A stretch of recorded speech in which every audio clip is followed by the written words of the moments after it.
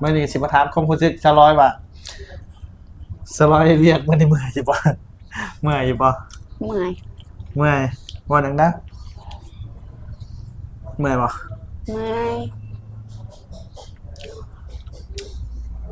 ตอนนี้เราสองคนก็เลิกงานเลยเนาะเลิกงานมาเพราะว่า3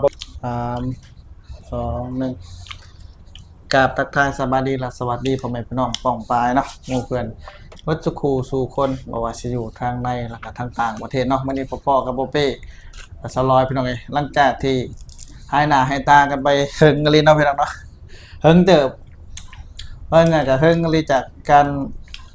อัดคลิปลงเนาะของโบเป้ก็ช่วงนี้ก็บ่ค่อยมีเวลาพี่น้องเอ้ยก็เลยห่างหายจากการอัดคลิปไปแบบซี่ก็ค่อนข้างจะเฮิงเนาะมื้อนี้ก็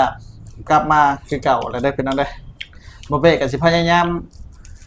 ถ่ายคลิปอัปเดตเนาะหรือว่าคลิปที่โบเป้ลงก็คือเวียกในเวียกที่เฮ็ดในเมืองไทยนี่แหละพี่น้องเพราะว่าโบเป้กับบ่มีเวลาไปถ่ายสถานที่งามๆคือเพิ่นดอกมีแต่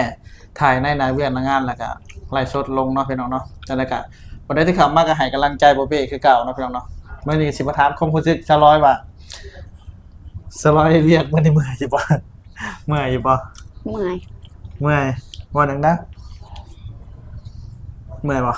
เมื่อยตอนนี้เราสองคนก็เลิกงานเลยเนาะเลิกงานมาเพราะว่าบ๊อบเบ้เลิกก่อนสลอยไปหน่อยเลิกก่อนนั้นประมาณชั่วโมงหนึ่งปะ2 ชั่วโมงเลิกก่อนสลอย2 ชั่วโมงเนาะสลอยหักก็เลิกมาเมื่อกี้นี่แต่เวลาเขาลงน่ะลงพร้อมกันเนาะเป็นเวลาเขาลงก็เป็นเวลากลางคืนประมาณจักโมงก็4 ทุ่มครึ่งตื่น4 ทุ่มเนาะพี่น้องเนาะเพราะว่างานที่โบเป้เฮ็ดนี่เป็นงานที่เฮ็ดกลางคืนนะเฮ็ดงานกลางคืนถ้าบ่ได้ติดตามโบเป้เฮิงอาจจะฮู้ว่าเป็นจังไดเนาะถามสำหรับผู้ที่เข้ามาใหม่อาจจะยังบ่ฮู้เนาะว่าโบเป้เฮ็ดงานหยังหรือว่าโบเป้กับสลอยนี่ทำงานอีหยังเนาะก็ถ้าบ่ได้ติดตามเนาะอาจจะฮู้แล้วว่าโบเป้กับสลอยนี่เฮ็ดงานหยังเนาะถ้าพอได้ที่เข้ามาใหม่ก็ฝากติดตามไว้คือเก่าเนาะเดี๋ยวจะฮู้ว่าโบเป้เฮ็ดงานหยังสลอยชื่อขนมมาหากินขนมก็บ่แซ่บแต่ขนมอีสักสีคือเป็นแต่แซ่บแต่กินมันบ่แซ่บ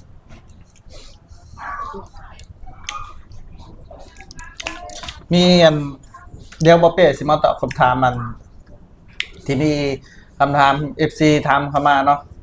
ถามเรื่องอันน้องแตงโมเนาะว่าอยากรู้ว่าการตอนนี้ฮะน้องแตงโมใช้ชีวิตการเป็นอยู่หรือว่าครอบครัวของน้องแตงโมตอนนี้ฮะใช้ชีวิตการเป็นอยู่เป็นจังไดเนาะ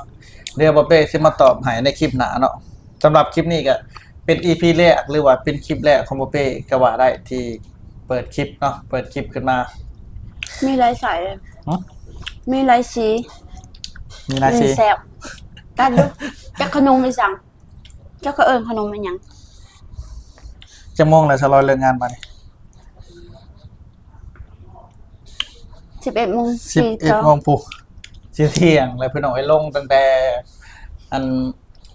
4 ทุ่มเนาะจักชั่วโมงวะก็ประมาณ10 กว่าชั่วโมงเนาะ12บ่จักโมงวะ12 ชั่วโมงเพราะว่าลงก็12 ชั่วโมงลงฮอดหน้าเวียกหน้างานก็ประมาณนั้น5 ทุ่มนะหรือว่า11 โมงกลางคืนของบ้านประเภทเนาะก็เอิ้น11 โมงกลางคืนก็เอิ้นคือกันนั่นแหละแต่ว่า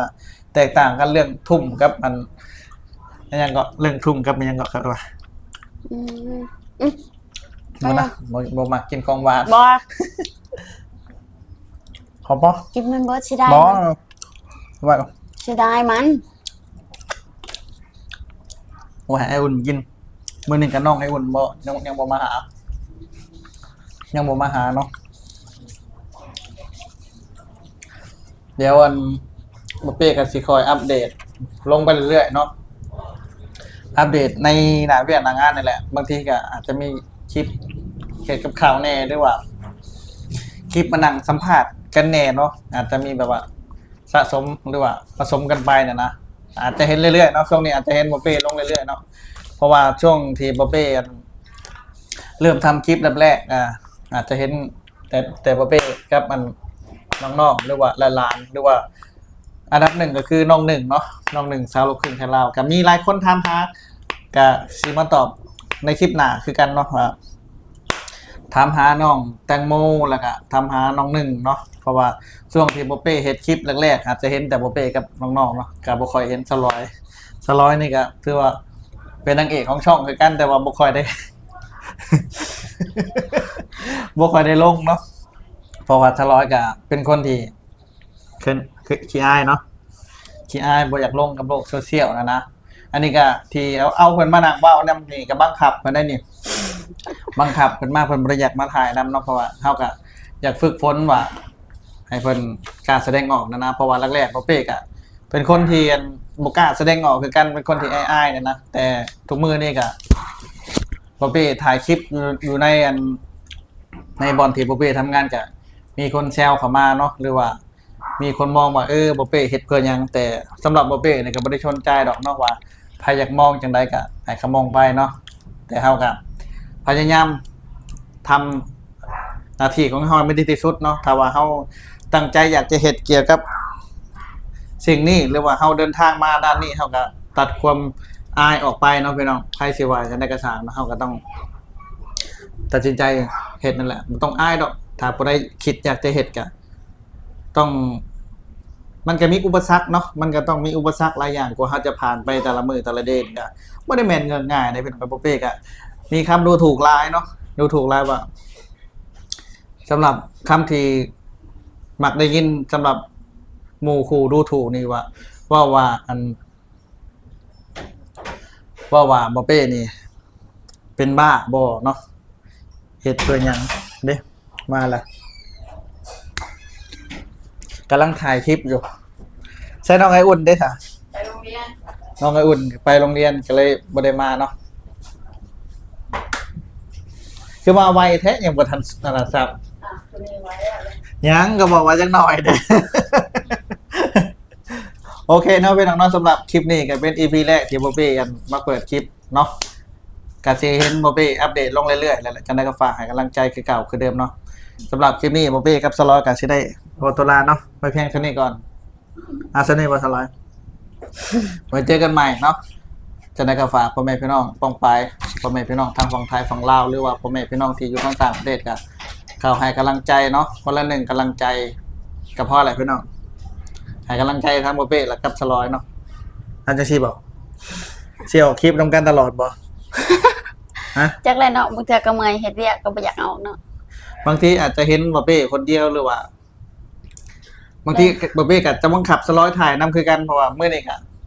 บังคับได้เนี่ยบางเพิ่นก็บ่ได้อยากออกกล้องนำ เฮ็ดงานมาก็เมื่อยได้เนาะ เห็นงานมันก็เมื่อยแล้วบางทีเขาก็กลับมาจากกลับมาจากที่ทำงานนี่เขาก็บ่ได้อยากเฮ็ดหยังต่อเนาะก็มีแต่อยากพักผ่อนเป็นส่วนใหญ่ก็บ่ได้อยากเฮ็ดหยังต่อพี่น้องเอ้ยโอเคพี่น้องสำหรับคลิปนี้ก็เว้าหลายห่างเว้าหลายไปก็คลิปมันจะยาวเกินไปเนาะจะได้ก็ฝากพ่อแม่พี่น้องป้องปายบ่ทุกคนทุกคนให้กำลังใจบ่เป้คือเก่าคือเดิมสำหรับคลิปนี้บ่เป้กับสล็อตกับโฟกัสก็ว่าสบายดีพี่น้องไว้เจอกันใหม่จะได้ก็ให้กำลังใจด้วยพี่น้องบ๊ายบาย